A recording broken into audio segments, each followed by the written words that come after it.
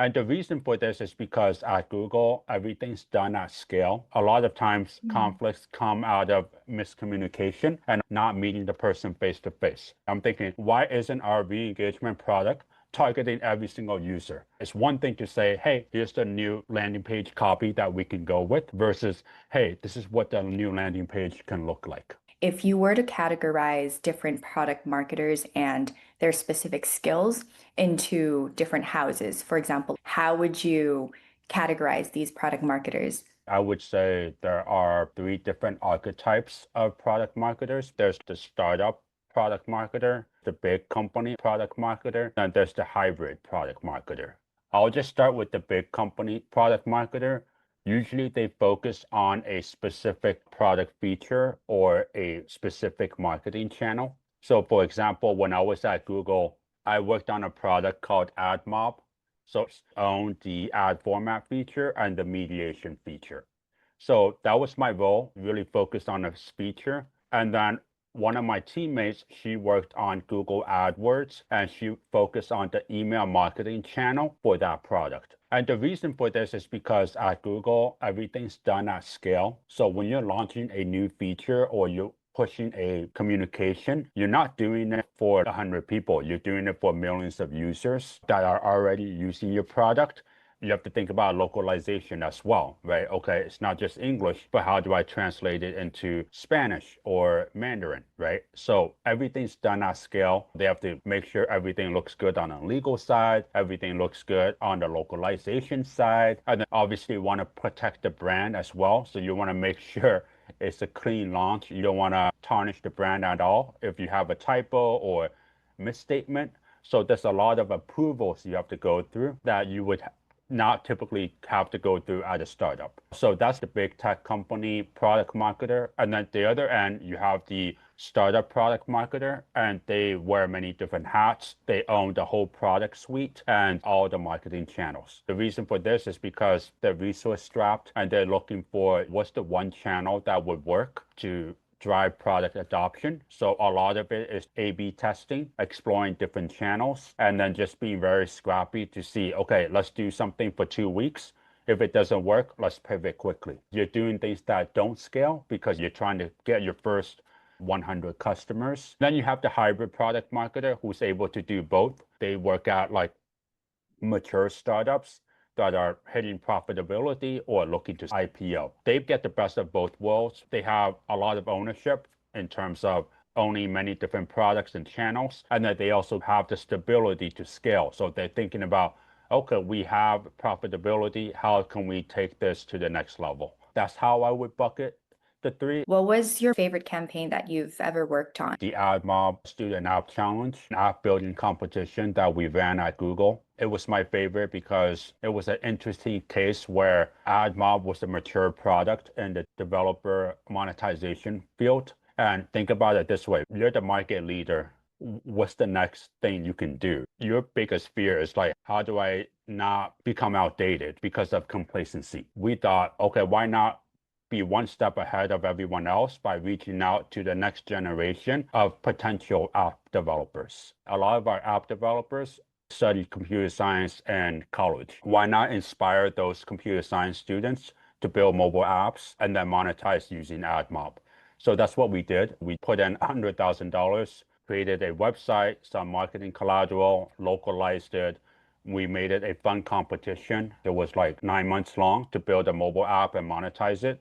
And then we also created a business kit guide to help first-time app developers. And then we launched a competition. 3,000 teams signed up worldwide. We had about 1,000 mobile apps created, and that generated about $1.5 million in ad revenue for Google. The winner ended up becoming a big customer of ours. They were a group of students from Ukraine. It generated a lot of brand awareness and positioned us as being student friendly. I was also very interested in your background in history, and I wanted to learn more about what you were most compelled by when you were studying history, poli-sci, and policy. And I noticed that you did some work in legal admin.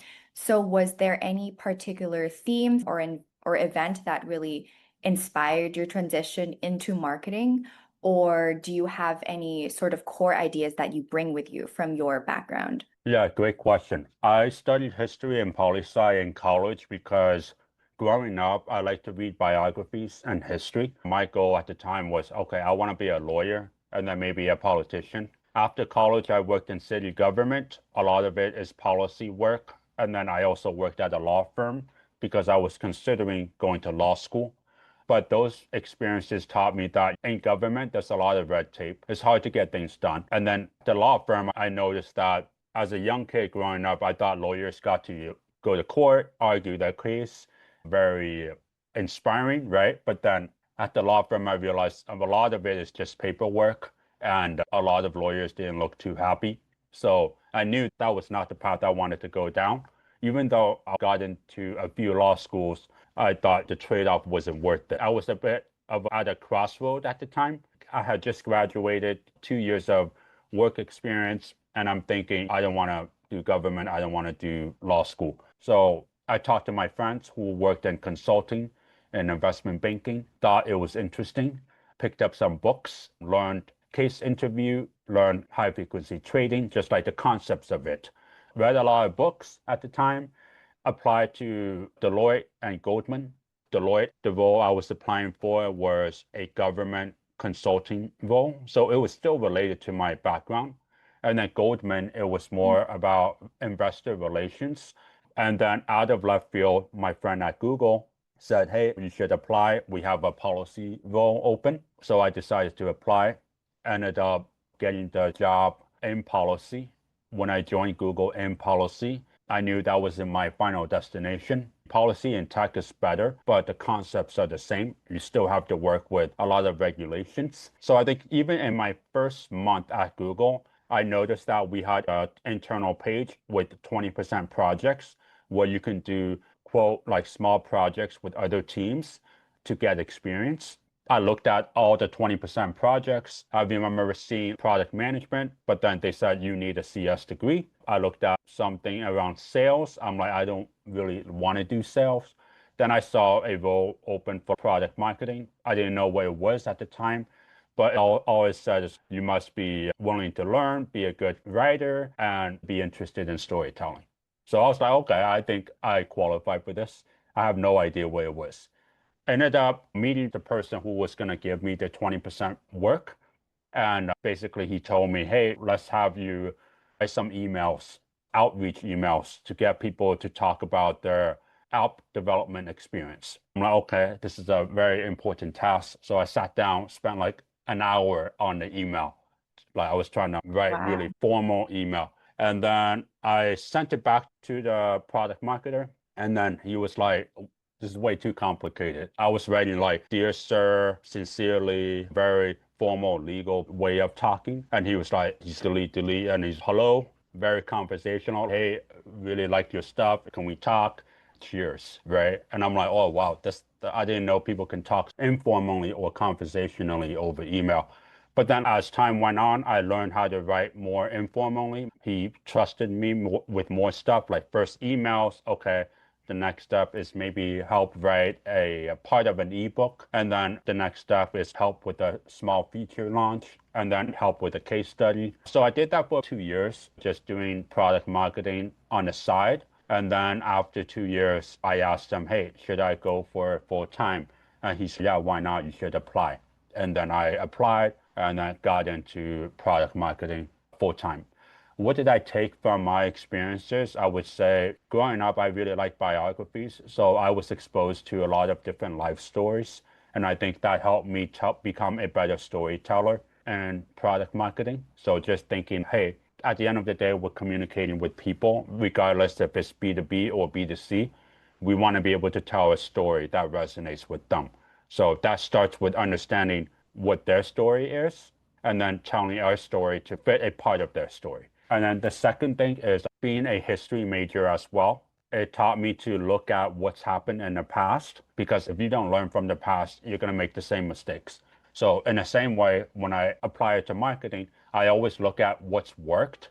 I try to do those, and what hasn't worked, maybe try to either avoid doing the same thing or do things a little bit differently so that we don't make the same mistake. And then finally, political science, something that I learned within political science is conflict resolution. A lot of times conflicts come out of miscommunication and not meeting the person face to face. Like your friend might send you a text, you might misinterpret it, get angry, and then you send a slightly angry text back, and it escalates, right? Because there's miscommunication and there's misinterpretation. But then, let's say your friend sends a text, you pause and you say, hey, can we meet? And then you meet in person. All of a sudden, the tensions would just de escalate because it's harder to hate someone up front. And then you have a normal dialogue. You understand, hey, what was your thinking behind this text? Would love to learn. I don't want to misinterpret. So in the same way, in product marketing, you have to work with a lot of different stakeholders that have their own interest. And sometimes it can be combative if you don't understand where they're coming from. So part of that is just being empathetic, knowing what sales, they have pressure from leadership to hit revenue goals, right? Product, they might have pressure from engineering to build the right things.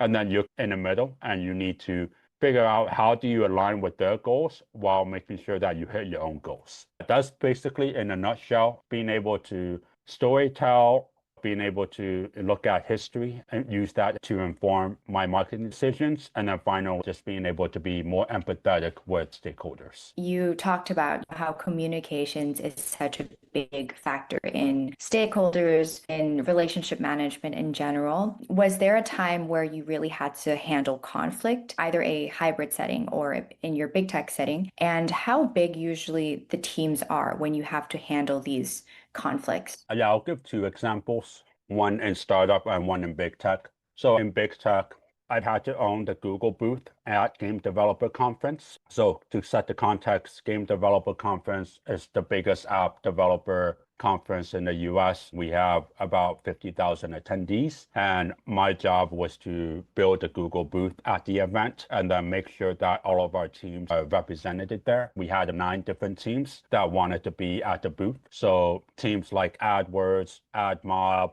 Google Play, Google Tango, Google VR. I had a $250,000 budget for the booth. Part of my role was to make sure that every team also contributes some of their budget to the booth, because the main budget is coming from AdMob, but then we're also sharing the booth with everyone else. And I remember the first meeting was pretty chaotic. I basically said, okay, let's just get everyone in a room and get everyone's input. It was really hard to book a room, get everyone's availability, because there were 9 representatives. But finally, after 2 weeks, we were able to find a 1-hour slot. And I remember I kicked off the meeting saying, hey, guys, like, we're going to have this booth. Can everyone chip in and also share feedback? The dangerous part was I asked for feedback. And once that word came out, everyone had all sorts of ideas. Some teams were like, oh, actually, can we just pay based on square footage? This booth is 5,000 square feet. Can we just pay for like 100 square feet? And the other teams were like, we actually only need to use the booth for part of the week. Can we just pay for that? And I'm just thinking, yeah, this Google booth will look quite weird if we divvied it up like property, right? People also had different goals. Some teams were like, we want a big space to do demos. Other teams were like, we need some meeting rooms. We need a couch and a table. And then other teams were like, we just need a place to showcase and give away swag, right? So I'm thinking, okay, every team has different goals and they want to pay differently. This meeting is not productive. So I actually ended the meeting early. I said, hey guys, let me think this through and then I'll arrange the next meeting. And from that, I realized that to make a big decision with many different stakeholders, I realized that I can't get everyone in the same room without sitting down with each team individually first. That way, I can actually hear their feedback and negotiate with them individually, and then bringing them together to agree on a bigger direction. That's what I did. I just grabbed time with each representative separately. First, I listened to their feedback. And then secondly, I reorient them back to the customer. I said, hey, first of all, thank you for sharing your goals. We can't optimize for all of your goals. We can maybe optimize for your first goal and maybe your second goal, because we want to make sure that the customer has a seamless experience of the booth. Also, I told them we want to present a united front as Google, and not just different product teams trying to do their own thing. And then I also help them visualize, yeah, the booth will look very weird if we have different square feet based on different team needs. So I convince them to say you have to commit a minimum of a certain amount for a minimum amount of space. Secondly, I said we need to have shared spaces where you can do presentations, sales calls, and swag giveaway. These spaces will be shared. And then at the end of the day, I said it's not about your product, it's about how Google serves app developers. We can bucket all of our product offerings under develop with Google, grow with Google, and earn with Google. So you can build apps with Google, you can get users with Google, and then you can earn money with Google. So those are the three pillars. And I said all of your product names will be secondary. Once I got buy-in from everyone, 9 different teams, I would say probably 9 45-minute meetings. Then I had the final meeting with everyone. And that meeting was 180 from the first meeting. I basically said, hey, guys, this is the plan. We're going to have a booth. Each team is going to have their own little stall. And we're going to have a shared space. And then at the top, we're going to say develop, grow, and earn with Google. And I created a 3D visual of it, and then everyone was like, yeah, it looks good. And everyone was able to commit the budget that I wanted, which is to make up the $250,000 budget as a whole. And the event went pretty smoothly. We got good leads, got good brand exposure, and the feedback from the teams were great. They wanted to do it again next year, and they liked the new format. Because previous years, people were paying based on square footage, and we just had a booth that looked like it was 5 different companies because each team had their own little isolated space. That was my experience at Big Tech. At a startup, I worked at a company called Liftoff. Liftoff helps marketers market their apps. And we were in one of the Tiger meetings. So it's a cross-functional meeting with leadership, product, sales to discuss business priorities. We were selling the UA product, which is the user acquisition product. And then we were trying to see how we can upsell our re-engagement product. And during the meeting, someone was talking about how our re-engagement product worked. And it was weird that it only retargeted users that were not acquired by our UA product. But then I was sitting in the meeting probably like 2 months into the company, and I was thinking, there's a gap here. That's in my head. I'm thinking, why isn't our re-engagement product targeting every single user? Why is it only targeting users not acquired by Liftoff? That's so weird. It should just work for everyone. And I kept this to myself because I'm like, if I ask this question in this meeting, I might make someone look really bad, the product manager, right? Or two, I might look very stupid, but I wasn't too worried about looking stupid because I feel like there's no dumb questions. After the meeting first, I wanted to double check if I'm missing anything. So I asked a few of the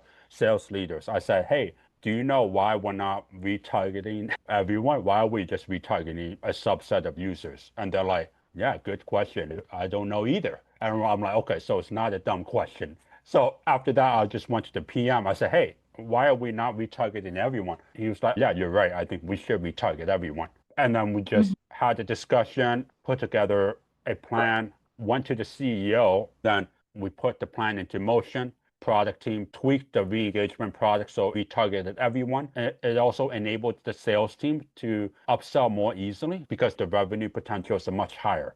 And from that experience, I learned that coming into a company as a new person, you bring that fresh perspective and you should leverage that as much as possible, especially within the first 6 months. I think the problem at the time was that everyone had been at the company for so long that no one really thought to look into this, or two, were scared to bring it up. The second thing I learned is that it's good to check in with the person first versus bringing it up in front of everyone. If someone would have called out the PM, they would be in an awkward spot versus me thinking, okay, let me go to the PM. And then this way I get buy-in from them as well and makes them look good. It's a win-win for everyone. And just thinking about this current climate of a lot of people using AI, email automation, having these tools being integrated into the workspace and just product marketing really evolving, what would you say are the top 3 new tools that you would really want to look into or you already use that you find really helpful for yourself?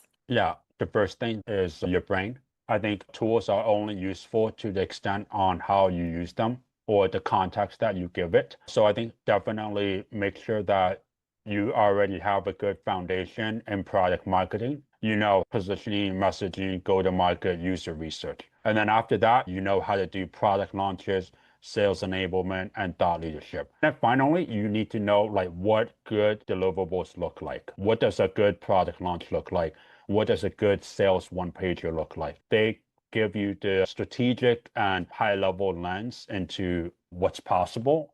Then you have a secondary brain, which I call ChatGPT. You need to know how to give it the right context before it starts doing anything. And then secondly, you need to know when ChatGPT is going in the wrong direction and what you can optimize. So you want to be able to have a good conversation with ChatGPT so that you get to where you need to go. And then finally, you need to refine the outputs. Whatever output you generate, you still have to put a human touch on it. So I think ChatGPT, you can probably get 80% of the way there if you're lucky, right? You still have to look through it, use your eyes to detect things that are either factually incorrect or grammar that sounds overly robotic. So some telltale signs of ChatGPT, a lot of use of dashes, right? Emojis, same thing. Too many emojis, ChatGPT. A certain way of talking, you can tell ChatGPT. Certain words like unleash the power. When people see that, that's ChatGPT. So you want to be able to put on your human lens and clean it up. The content might be good because you gave it the right context.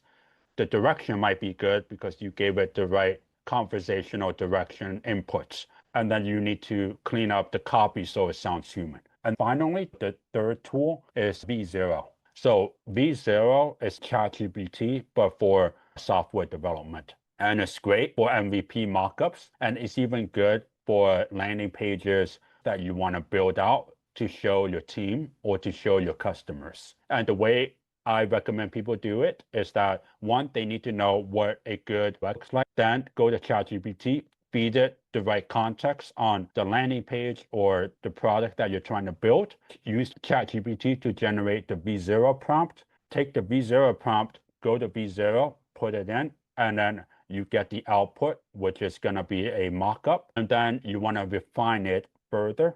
And that's going to put you in a great position to not just tell people about your work, but also show your work.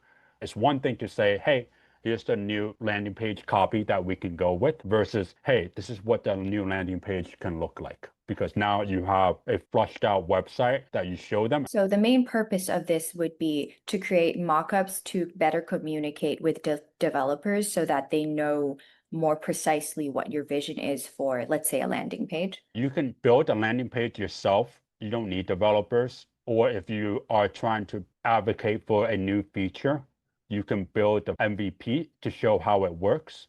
And then the product team will be able to take that as input.